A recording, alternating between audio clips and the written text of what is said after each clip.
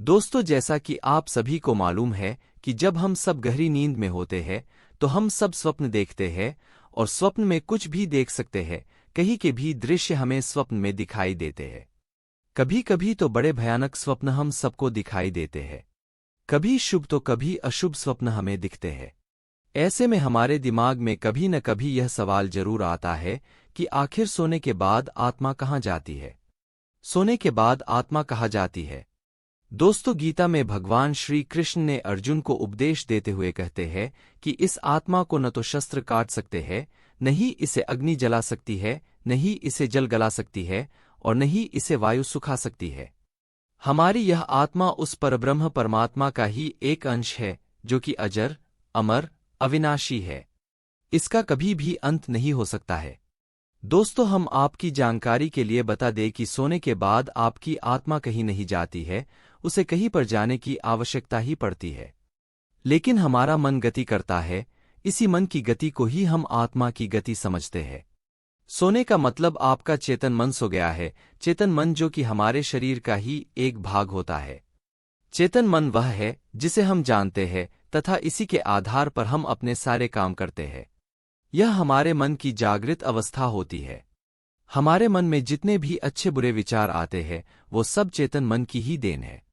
अंदर का मन कभी नहीं सोता क्योंकि उसे इसकी कभी भी आवश्यकता ही नहीं होती है। चेतन मन जब सो जाता है तो हम बाहर की वस्तुओं को देखना और सुनना दोनों बंद कर देते हैं। आत्मा कुछ नहीं करती क्योंकि वह एक अभौतिक सत्ता है तथा उसके अंदर कोई राग नहीं होता है। जब हम निर्गुण की बात करते हैं तो वह आत्मा ही होती है।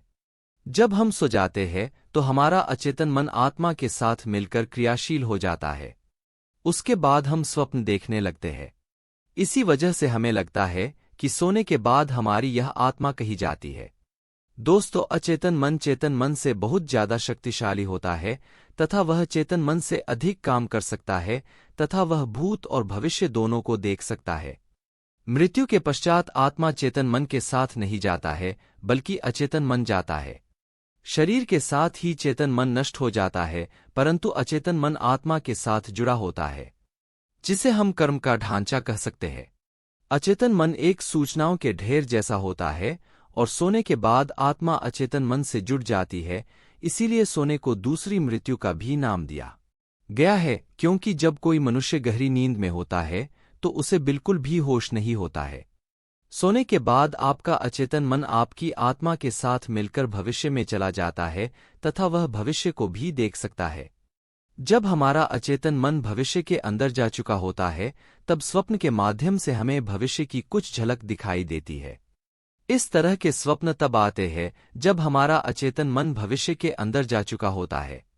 आपको कभी कभी ऐसा आभास होता है कि कुछ बुरा होने से पहले आपका मन विचलित हो जाता है, जो कि अचेतन मन के संकेत है। हमारा अचेतन मन भविष्य के बारे में कैसे जान लेता है, इसके बारे में कुछ कहना बड़ा कठिन है तथा इसका आधार क्या है यह भी कहना कठिन है। लेकिन ऐसा माना जाता है कि जो भौतिक जगत के अंदर घटित होता है वह उससे पहले सूक्ष्म जगत के अंदर घटित हो चुका होता है। इसका मतलब यह है कि हमारे साथ पहले सूक्ष्म जगत में घटना घटित होती है तथा उसके बाद ही उसका असर भौतिक जगत पर पड़ता है। दोस्तों, आत्मा एक सहयोगी है तथा यह मात्र सहयोग कर सकती है। इसके कारण यह संभव है कि सोने के बाद दूसरी संभावना यह है कि आपका अचेतन मन भूतकाल को देख सकता है। हम आपसे भूतकाल की चर्चा कई उदाहरणों से करेंगे। दोस्तों, भूतकाल का मतलब जो घटित हो चुका है और उसके अंश आपके अंदर मौजूद है, लेकिन चेतन मन उन तक नहीं पहुंच सकता है, लेकिन अचेतन मन इन तक आसानी से पहुंच सकता है।